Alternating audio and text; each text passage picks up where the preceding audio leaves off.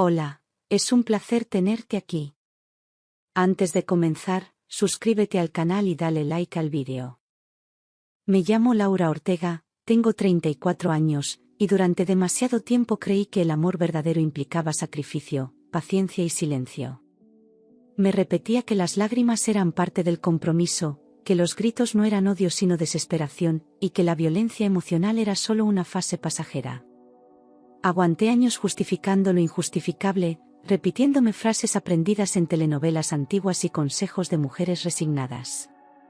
Nunca quise ser víctima, solo una esposa que entendía a su marido, una madre que protegía a su hija, una mujer que no fracasaba. Pero en algún momento, sin saber cómo ni cuándo, dejé de ser Laura para convertirme en la sombra de lo que una vez fui.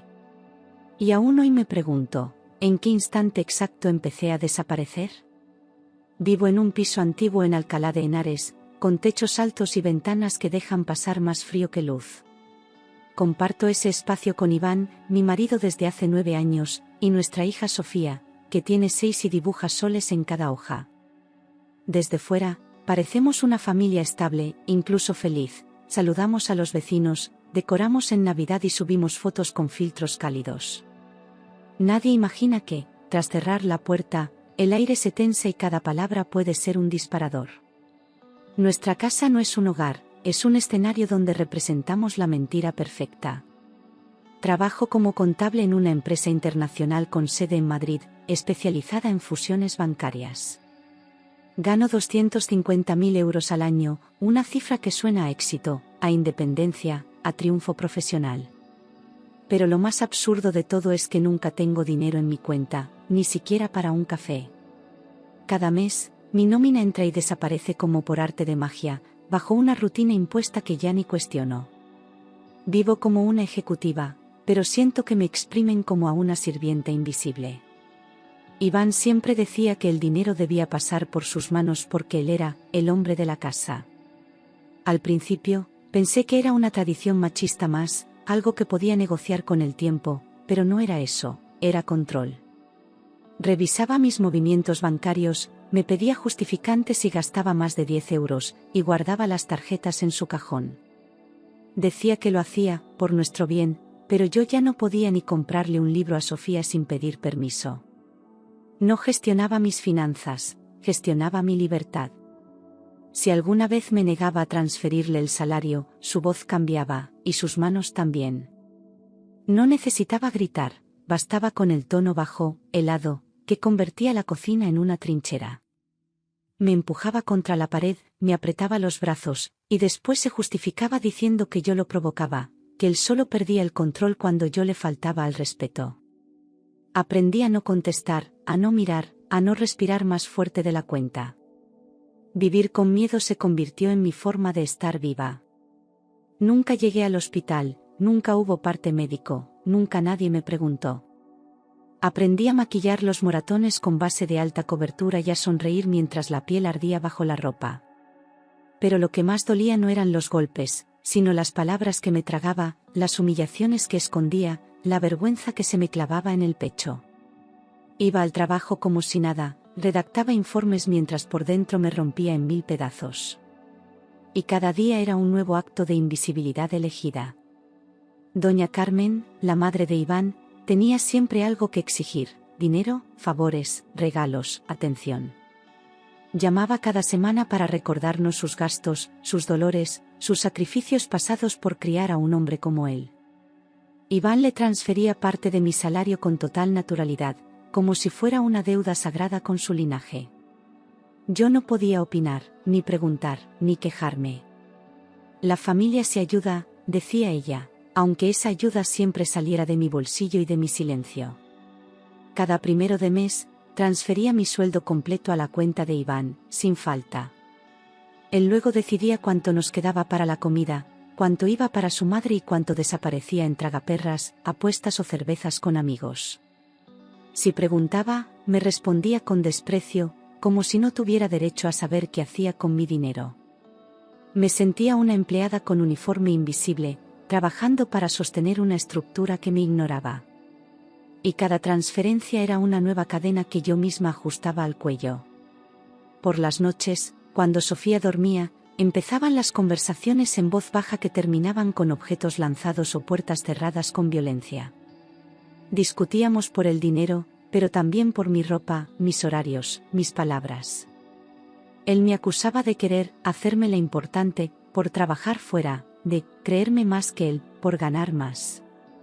Su mirada se volvía fría, inhumana, como si yo ya no fuera su esposa sino una enemiga a neutralizar. Y yo, como siempre, callaba. Por miedo. Por Sofía. La primera vez que me abofeteó fue frente al espejo del baño, mientras me cepillaba el pelo. Yo le había dicho que no podía seguir enviando dinero a su madre porque ya no alcanzaba para la compra. Él se quedó en silencio, me miró fijamente y luego, sin previo aviso, me golpeó con el dorso de la mano. «No te atrevas a hablarle así a un hombre», escupió, como si fuera una ley universal. Me quedé helada, con la mejilla ardiendo, y entendí que algo había cambiado para siempre. No lo denuncié. No lo conté. No hice nada.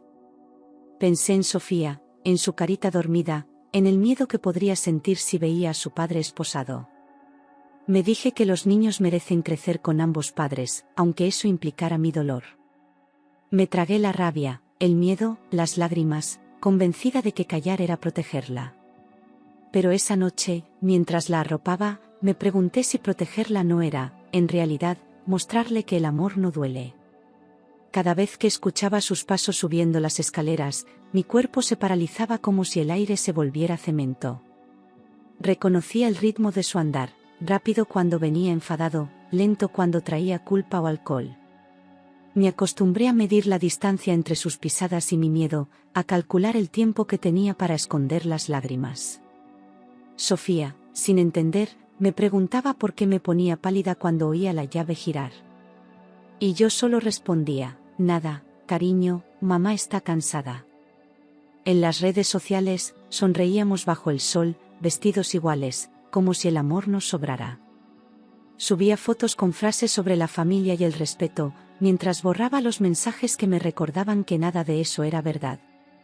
Mis compañeras de trabajo me felicitaban por tener una vida tan estable, y yo fingía humildad. La realidad era que cada sonrisa era un disfraz, cada publicación una mentira cuidadosamente editada. Nadie sospechaba que tras esa imagen de éxito solo quedaban ruinas. Ese viernes llegué a casa después de una jornada eterna, soñando con cenar tranquila con mi hija. Abrí la nevera y me encontré con el vacío más frío que he visto en mi vida, ni leche, ni pan, ni fruta. Solo una botella de agua y una mermelada vencida. Por primera vez sentí que algo dentro de mí se quebraba, porque no era hambre lo que dolía, era la certeza de que todo había llegado demasiado lejos. Ni siquiera teníamos que darle de cenar a Sofía. «Mamá, ¿por qué no hay yogur?», me preguntó con esa voz temblorosa que se clava más hondo que un grito. Me quedé muda, con las manos vacías y el corazón en la garganta, sin una mentira decente que ofrecerle. Intenté sonreír, pero se me escapó una lágrima que ella intentó secar con sus deditos. No lloraba por el yogur, lloraba porque sabía que algo no iba bien. Y en ese instante comprendí que los niños perciben la verdad incluso cuando callamos. El teléfono sonó y supe que era mi padre antes de mirar la pantalla. Su voz, serena pero firme, me atravesó el alma: «Voy a recoger a mi nieta para el fin de semana». No preguntó si podía, solo lo afirmó, como quien intuye que debe llegar. Sentí un alivio instantáneo, como si alguien me ofreciera una rendija de aire en una habitación sin ventanas. No lo sabía aún, pero esa llamada sería el principio del fin. Llegó una hora después, con su vieja chaqueta marrón y una bolsa de naranjas del pueblo, como hacía siempre. Al verlo en la puerta, sentí ganas de llorar y abrazarlo, pero me limité a sonreír, intentando ocultar el desastre. Sofía corrió a sus brazos y él la levantó riendo, sin imaginar el hambre que había en casa. Su presencia llenó la habitación de una calma que hacía años no sentía. Y por un momento, quise creer que todo estaría bien. Mi padre dejó la bolsa sobre la mesa y, sin decir palabra, abrió la nevera. El silencio que siguió fue espeso, insoportable. Observó el interior vacío con la mirada fija, como si el tiempo se hubiera detenido entre nosotros. No hizo preguntas de inmediato, solo respiró hondo, con ese gesto que siempre hacía cuando contenía la ira. Y yo supe que no podría seguir mintiendo más. Hija, ¿por qué la niña tiene hambre si tú ganas 250.000 euros al año?, dijo sin levantar la voz. Sus palabras fueron como un espejo que me obligó a mirarme por primera vez sin excusas.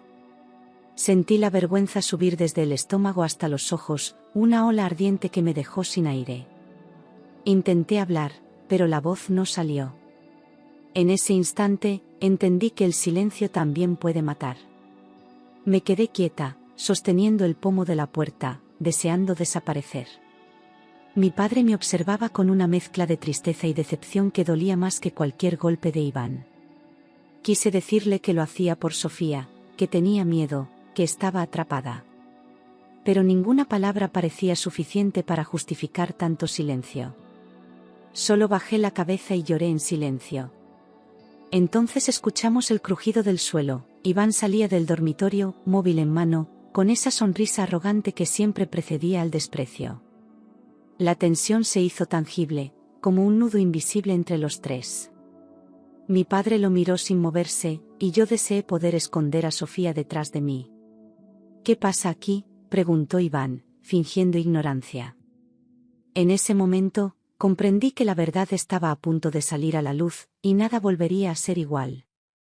Iván ni siquiera saludó, solo soltó la bomba con su tono habitual de superioridad: le di su salario a mi madre. Ella lo necesita más. Lo dijo delante de mi padre, con total frialdad, como quien cree tener la razón grabada en piedra. Por un segundo, nadie se movió, ni respiró. Yo sentí que el suelo se abría bajo mis pies. Sofía, desde el pasillo, miraba sin entender, con sus ojos enormes clavados en nosotros. Mi padre apretó los puños tan fuerte que los nudillos se le pusieron blancos, pero no dijo nada. Su mandíbula temblaba, y el aire en la sala se volvió denso, peligroso. Yo conocía esa expresión, no era rabia, era contención. Estaba haciendo un esfuerzo inhumano por no abalanzarse sobre Iván allí mismo. Y entonces su voz, grave, baja, cargada de algo ancestral, rompió el silencio. ¿Cómo dices?, preguntó mi padre sin moverse, pero con una fuerza que heló la habitación. No fue un grito, fue una sentencia. Iván fingió no entender, como si repitiéndolo pudiera justificarlo: le di el dinero a mi madre, como siempre. Pero ya no había excusas que sirvieran. Aquella frase ya no era una explicación, era la confirmación de todo lo que yo había callado durante años. Iván sonrió como si aún tuviera el control, como si todo aquello fuera un malentendido sin importancia. Mi madre es mi prioridad. Laura lo sabe, dijo con descaro, como si eso fuera lo más natural del mundo. Esa sonrisa fue la gota que rompió el dique de la paciencia de mi padre. Lo vi dar un paso hacia adelante, muy lento, como si cargara siglos de dignidad sobre los hombros. Y por primera vez, Iván retrocedió. Mi padre se quitó la chaqueta sin apartar la mirada de Iván, doblándola con una lentitud que gritaba amenaza sin violencia. Era un gesto simple, pero cargado de intención, como un aviso. Nadie hablaba, solo Sofía respiraba fuerte desde el marco de la puerta. Yo sentía el corazón golpeándome las costillas, porque sabía que algo irreversible estaba a punto de pasar. Mi padre no era violento, pero aquel día no era el mismo de siempre. El silencio que se instaló fue espeso, como una niebla que nadie podía atravesar. Nadie respiraba con normalidad, todos esperábamos un estallido que parecía inevitable. Iván intentó sostener la mirada, pero le temblaba el párpado derecho. Sofía seguía allí, pequeña y quieta, testigo involuntaria de una verdad que ya no podía esconderse. Yo, por primera vez, no sentí miedo, sentí que ya no tenía nada que perder. Eres un cobarde, dijo mi padre con una claridad que no necesitó volumen para ser escuchada. Dio un paso más, y con solo eso, Iván reculó como un niño atrapado en una mentira. Nunca nadie se había atrevido a enfrentarlo así, mucho menos un hombre que no le tenía miedo. Yo sentí una mezcla de orgullo y alivio. Era la primera vez que alguien le decía en voz alta lo que yo llevaba años pensando en silencio. Vi en sus ojos algo que jamás había visto: miedo. No era miedo al golpe, era miedo a la verdad, a que alguien más supiera quién era en realidad. Se quedó sin palabras, sin argumentos, sin el escudo de su superioridad. Por primera vez, su mundo de control se tambaleaba. Y yo lo vi pequeño, expuesto, débil, tal como me había sentido yo tantas veces. Mi padre me miró entonces, y su voz cambió: «¿Esto es cierto, hija?». Ya no era enojo, era dolor, preocupación, incredulidad. No había más lugar para mentiras ni medias verdades.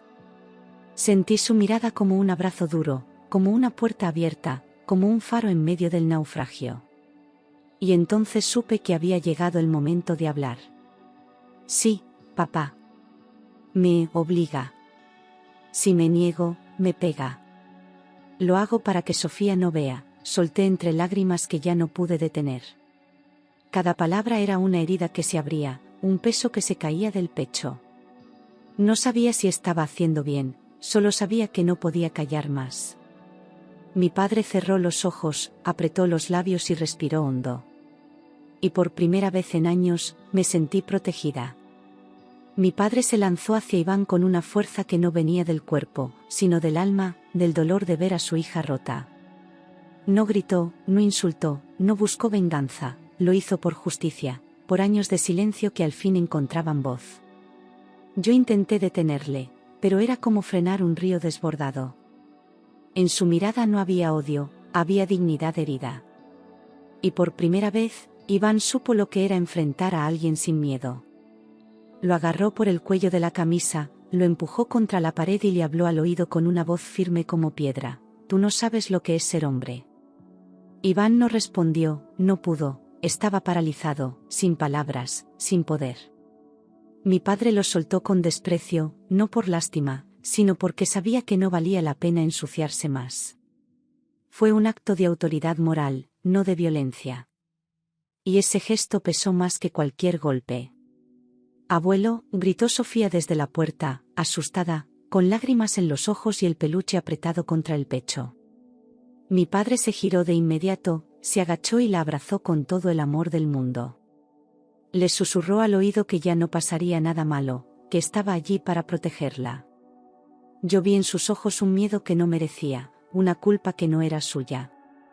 Y entendí que si no salíamos de allí, la herida sería también suya. «Coge a la niña, Laura». «Nos vamos ahora mismo», dijo mi padre sin dudar, como si llevara años preparando esa frase. No lo cuestioné, no discutí, no pensé, simplemente obedecí. Fui al cuarto, cogí una mochila, metí lo básico y sentí que el corazón latía como si quisiera escapar antes que yo. Sofía me seguía en silencio, con una mezcla de esperanza y confusión. Aquel instante no fue una huida, fue un renacimiento. «No podéis iros, esta casa es mía», gritó Iván desde el salón, con la voz rota y los puños cerrados, como si todavía creyera tener poder sobre nosotras. Mi padre ni se giró, solo tomó la bolsa de naranjas y me abrió la puerta. Yo esperaba una reacción violenta, un golpe, algo. Pero Iván se quedó inmóvil, como si por primera vez se diera cuenta de que ya no controlaba nada. El miedo había cambiado de dueño.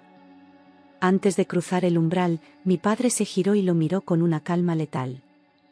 «Lo veremos ante un juez, pero esta noche duermes solo». Su voz no fue una amenaza, fue un veredicto. Iván intentó replicar, pero las palabras no salieron. Era como si la verdad le hubiera cerrado la garganta. Y entonces, por primera vez, entendí lo poderosa que puede ser una decisión tomada sin miedo. Bajamos las escaleras sin mirar atrás, con lo justo, un abrigo, un peluche y dignidad. Cada paso era una despedida de lo que fui, de lo que aguanté, de lo que permití. Sofía no preguntó nada, solo me apretó la mano con fuerza. Mi padre caminaba delante, recto, silencioso, como si nos estuviera escoltando hacia otra vida. Y el aire frío de la calle me supo a libertad.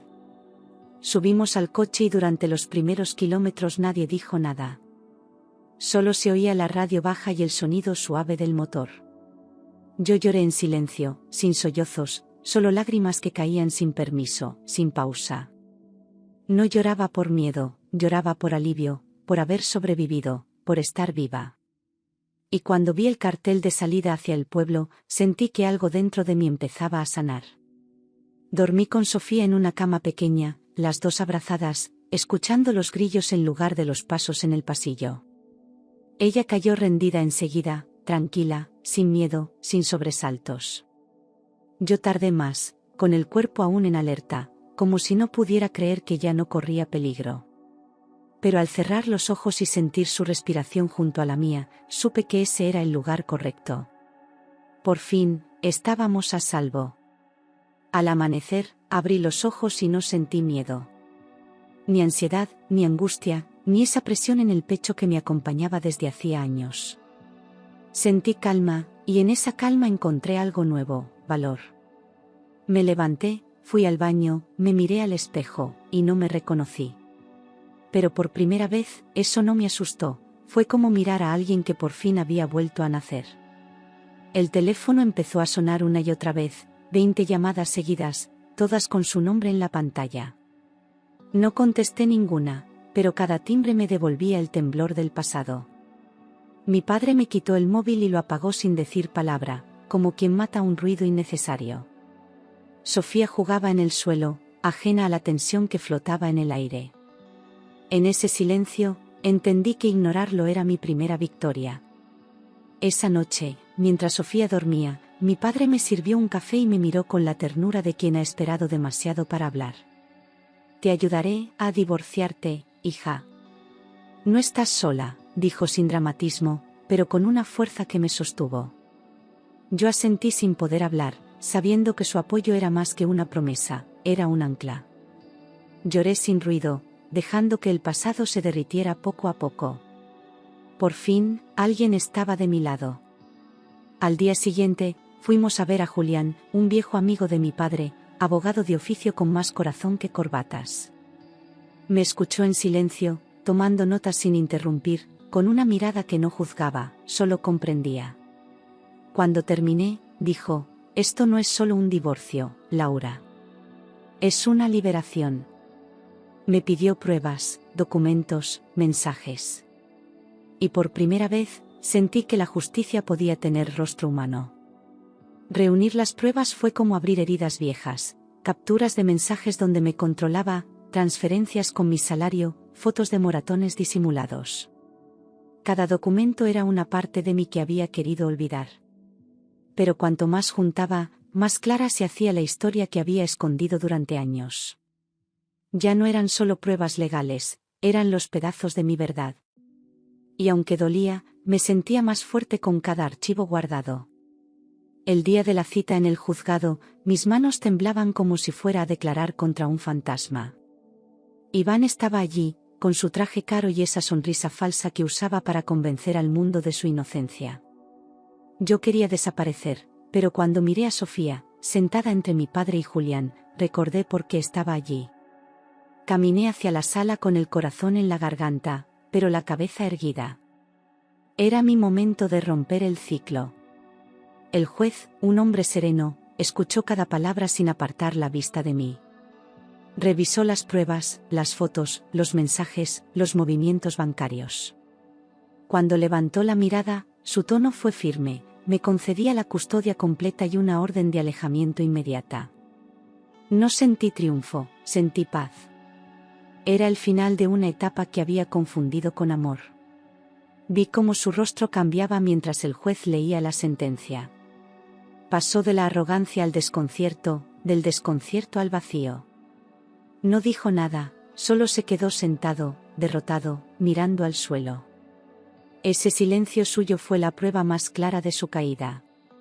Por primera vez, no tuve miedo de mirarle a los ojos. Días después, doña Carmen vino a buscarme, con el rostro envejecido y la voz rota. «Ayúdanos, Laura. No tenemos para comer», dijo con lágrimas que parecían tardías. Durante un instante, casi sentí compasión, pero luego recordé los años de humillación, el dinero robado, las risas a mis espaldas.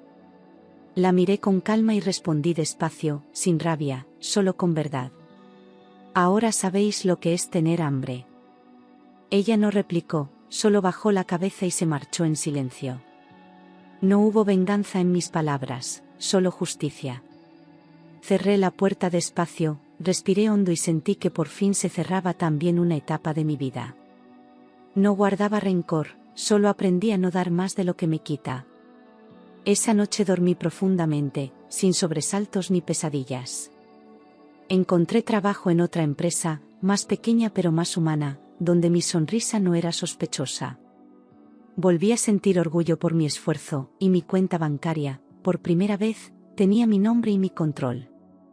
Sofía empezó en un nuevo colegio, lleno de risas y colores.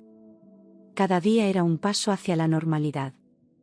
Y cada noche, al verla dormir, sabía que todo el dolor había valido la pena. Con el tiempo, aprendí a vivir sin miedo, sin control, sin culpa.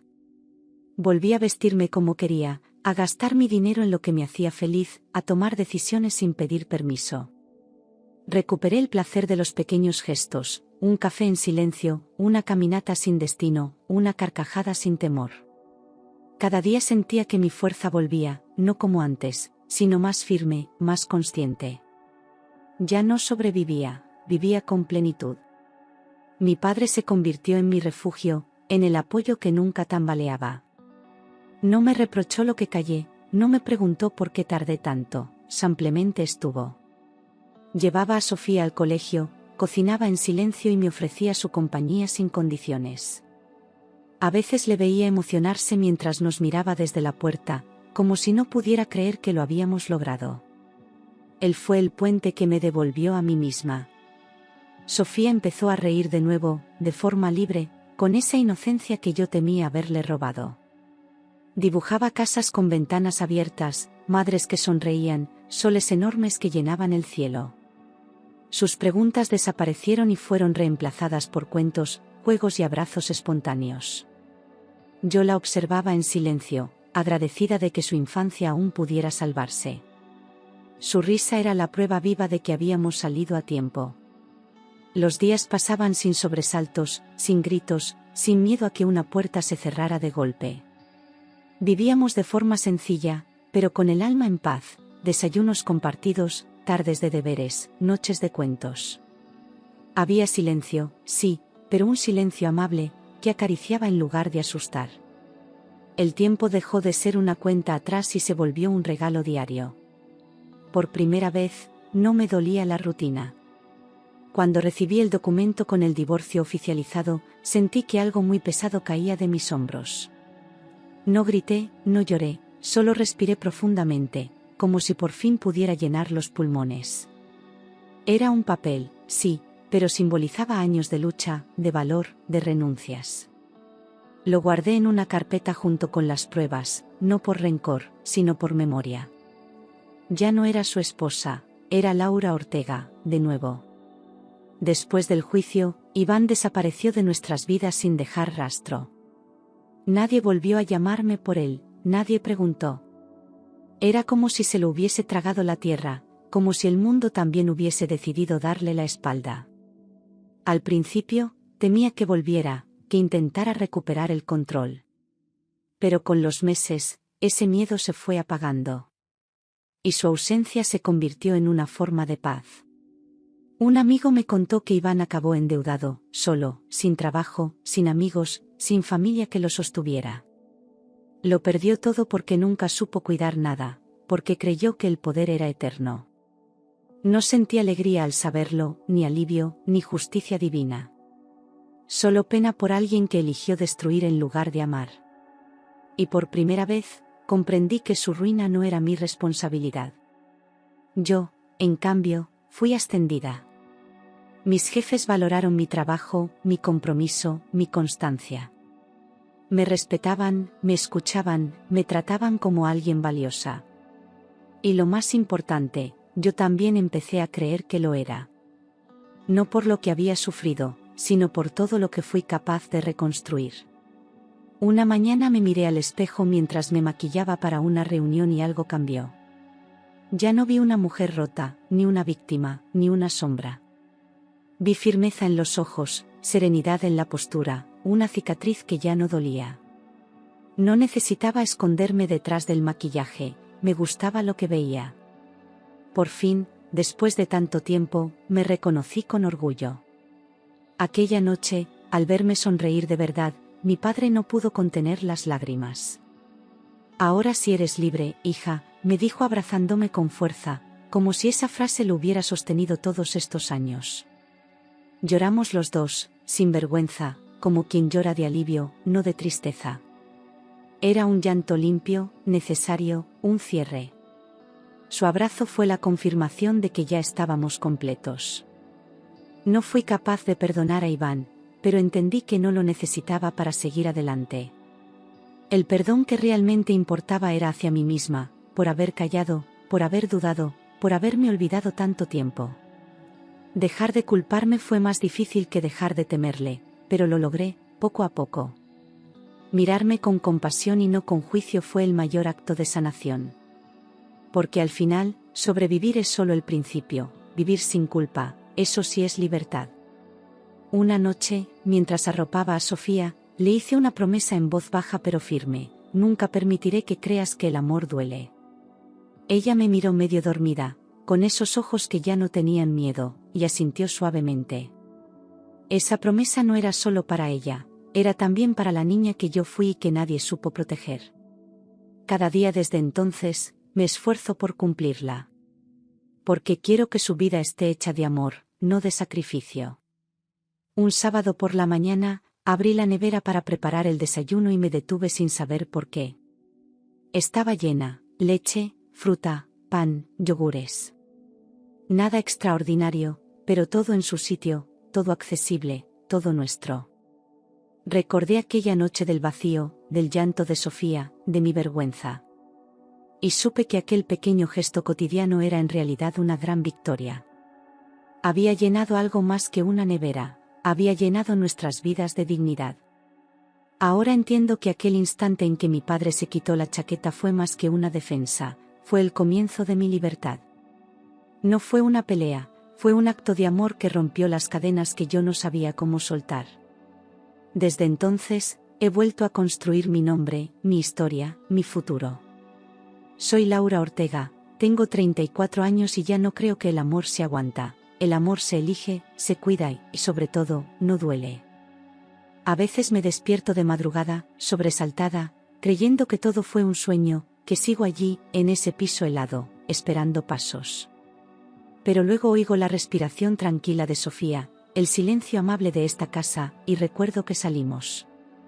Me doy la vuelta, me abrazo a la almohada, y vuelvo a dormir sin miedo. Porque el trauma no se borra, pero se aprende a vivir sin él. Cada noche que descanso en paz es una victoria que nadie me podrá arrebatar. He vuelto a escribir. No cartas, no diarios secretos. Escribo para mí, para sacar lo que aún me queda dentro, para no olvidar quién fui y cómo renací. Cada línea que escribo es una herida cerrada, una memoria liberada. No escribo por venganza ni por tristeza, sino por testimonio. Porque si alguna mujer un día lee mi historia y encuentra valor en ella, entonces todo este dolor habrá tenido sentido. Sofía ya no pregunta por su padre. A veces lo dibuja como una sombra, a veces ni lo menciona. Yo no la obligo a recordarlo ni a olvidarlo. Solo le hablo con verdad, con cuidado, con el amor que ella merece. Porque sanar también es saber que no hay respuestas para todo, pero sí hay espacio para seguir adelante. Volver a confiar fue un proceso lento. Con las personas, con la vida, conmigo misma. Aprendí a no esperar traición detrás de cada gesto amable. Descubrí que también existen hombres que no gritan, que no golpean, que no humillan. Y aunque no busco a nadie, sé que si el amor vuelve, no será como antes, será con respeto o no será. A veces paso por Alcalá de Henares por trabajo, y me detengo a mirar desde lejos la calle donde viví. No por nostalgia, sino por contraste. Aquella mujer que salía cada mañana maquillada para ocultar el miedo ya no existe. Ahora camino con la espalda recta, con el alma en paz y la mirada clara. No necesito mirar atrás, solo confirmar que ya no estoy allí. He aprendido que la culpa no sirve. Ni hacia mí, ni hacia él, ni hacia quienes callaron. Cada quien actúa con las herramientas que tiene, y yo actué con las mías, aunque fueran pocas. Hoy tengo otras, la voz, la conciencia, la fuerza. Y con ellas me construyo cada día, sin prisas, sin máscaras, sin cadenas. Sofía crece sana, fuerte, segura. Le gusta leer antes de dormir, hacer preguntas difíciles y bailar en el salón sin música. Cuando la veo así, tan libre, tan feliz, sé que hice lo correcto. No fui una madre perfecta, pero fui valiente. Y su risa es la prueba de que elegirnos fue el mayor acto de amor. A veces la gente me dice, qué suerte has tenido, y yo sonrío sin corregir. Porque no fue suerte, fue decisión. Fue dolor, fue coraje, fue levantarse cuando todo dentro quería rendirse. La suerte fue haber tenido un padre que no miró hacia otro lado. Pero el resto, lo gané yo, paso a paso. Ya no tengo miedo de estar sola. Porque descubrí que la soledad no es ausencia, es espacio. Espacio para respirar, para sanar, para escuchar mi propia voz sin interrupciones. Aprendí a disfrutar de mí, a no necesitar permiso para existir. Y en esa libertad, encontré algo que nunca antes tuve, paz verdadera. No sé qué pasará mañana. Pero sé que hoy estoy viva, libre, completa. Y eso basta. Lo demás lo iremos construyendo, con paciencia, con amor, con verdad. Porque esta es mi historia, pero también puede ser la de muchas. Y si alguna vez dudas de tu fuerza, recuerda esto, no estás sola. Nunca lo estuviste.